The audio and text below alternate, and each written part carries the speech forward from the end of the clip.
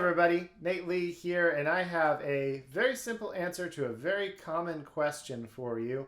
This comes up over and over at camps and workshops and in private lessons, and it's the question of, as a fiddle player, when should I chop?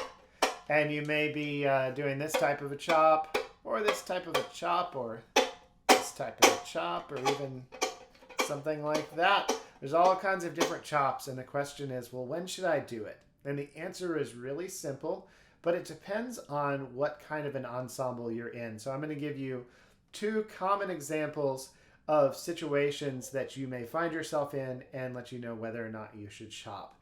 So the easiest one is in situations like a slow jam or one of those jam sessions where there's 15 people in a circle and everybody's playing. It may take 10 minutes for it to be your turn to play as it goes around the circle.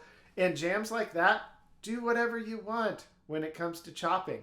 It's okay if half of that jam session is chopping. And this is somewhere that a lot of times people will come to me after jams and say, well, I went to this jam session and some guy comes up to me and says, you shouldn't have been chopping because the mandolin player was chopping. Well, first, that person needs to mind their own beeswax.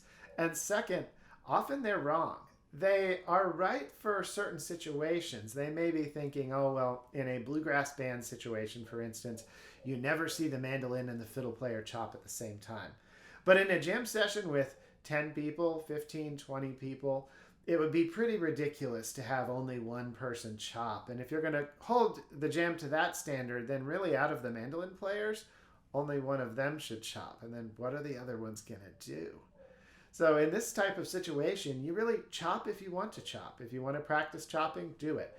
Everybody can chop. That's totally fine. It'd be great if one person chops at least. Do whatever you want to do. Those kinds of jams are just completely free-for-alls.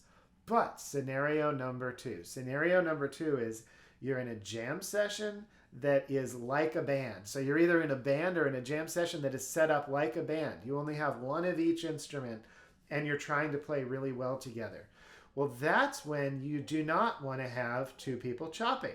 Because what can happen is you get one person, they're chopping along, their backbeat, and somebody else is chopping too. So maybe it's you and then the mandolin player is also chopping. If you get even slightly out of sync, then the chops start to have this sort of flam effect that you don't want. And that's something you want to be conscious of when you're trying to play very coordinated ensemble music, whether that's in a band or whether that is in a group of jammers who are trying to make really good quality music together. So in this second scenario, in the ensemble scenario, don't chop if someone else is chopping. Take turns chopping. There should always just be one person who is chopping. Usually that's going to be the mandolin, but they're going to stop chopping at some point, and then it's usually going to be you. If not you, then the dobro. Keep in mind that the banjo also does this thing that they might call it a chop. I'm not sure, but it's a similar idea. It's kind of this pinching sound. And so if the banjo player is doing that, you're going to want to communicate with them verbally or just with eye contact to try to figure out, is it okay that you're both doing it? Sometimes, yes, it's okay. Other times, it's maybe best for you to back off or for them to back off and find different things to do. And then after the song, you can talk to them about it and be like, hey, I noticed you were doing that banjo chop thing and I was chopping. Like, do you think we should do that together? Or do you think when you do that, would you rather I stop doing it? And they may have the same question for you. So the answer then, if you just skip to the end of this hoping for that answer, is make sure to like and subscribe and click that notification bell for the YouTube algorithm and to make sure you are well informed of when new videos come out. And also to be keeping an eye out for this summer, I'm planning to offer a fiddle chop shop workshop where I teach you all about fiddle chopping, all the different kinds and how to use them. So make sure to keep an eye out for that too. You can get on my email list. Just email me, hello@playnatley.com, and I'll be happy to add you to that.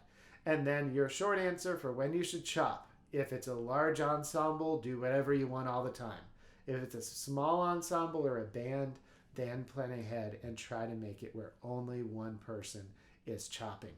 All right, if you're watching on Facebook, make sure to like and subscribe. Same for YouTube, and I will see you all in the next video. Bye.